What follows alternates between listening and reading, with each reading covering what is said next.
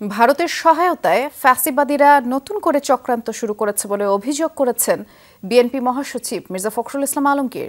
ফেনীর ছাগলনাইয়ার জনসভায় যোগ দিয়ে মির্জা ফখরুল দ্রুত প্রয়োজনীয় সংস্কার শেষে নির্বাচন আয়োজনের আহ্বান জানিয়েছেন।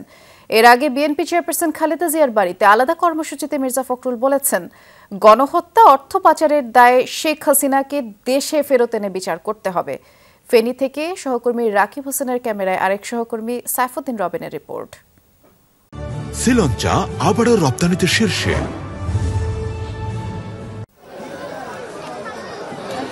ফুলগাজীর মজুমদার বাড়ি বিএনপি চেয়ারপারসন খালেদা জিয়ার জন্ম থেকে বেড়ে ওঠা কিংবা সাধারণের নেত্রী হয়ে ওঠার গল্পের শুরু এখানেই।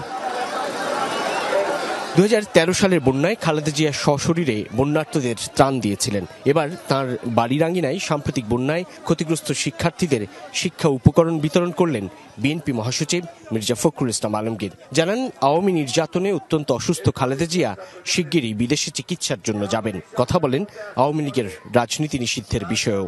আমরা কখনোই কাউকে কোনো দলকে নির্বাচন করতে দিতে বাধা করিনি, কিন্তু যারা হত্যা করেছে, যারা মানুষ খুন করেছে, যারা অন্যায় করেছে, দেশের আপনার সম্পদ নষ্ট করেছে, বিদেশে টাকা পাঠিয়ে দিয়েছে, তাদেরকে অবশ্যই হাসিনা সহ সকলকে নিয়ে সেখানে বিচার করতে হবে, তাদেরকে শাস্তি দিতে হবে, পরিষ্কার করে দেবে। আর জনগণ সিদ্ধান্ত নেবেন যে তারা কাকে তারা রাজনীতি করতে দেবেন, তাদেরকে দেবেন। সেখানে আমরা কেউ নই, আমরা তার দায়িত্ব আমাদের নয়। দুপুরের পর বিএনপি মহাসচিব যোগ দেন ছাগলনাইয়া আদালত মাঠে বিপ্লব ও সংহতি দিবস উপলক্ষে আয়োজিত সমাবেশে। খালেদা জিয়ার সংসদীয় আসনের এই সমাবেশ রূপ নেয় মহাসমাবেশে।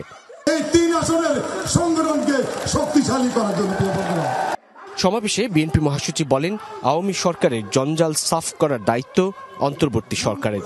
আবারও নির্বাচনী রোডম্যাপ ঘোষণার দাবি জানান। জনগণকে আশ্বস্ত করবেন যে এই সময়ের মধ্যে আমি সংস্কারগুলো কমপ্লিট করতে পারবো, আর এই সময়ের মধ্যে আমি নির্বাচনের একটা রোড ম্যাপ দিব। যতই নির্বাচন দেরি হবে ততই বেশি সমস্যাগুলো আরো বাড়বে। আপনারা দেখেছেন যে ফ্যাসিবাদ ভারত থেকে সুযোগ নিয়ে তারা জনগণকে বিভ্রান্ত করার চেষ্টা করছে। মির্জা ফখরুল বলেন, সরকারকে সহযোগিতা ও সমর্থন অব্যাহত রাখার পাশাপাশি ধৈর্য ধরে এগুতে হবে বিএনপিকে।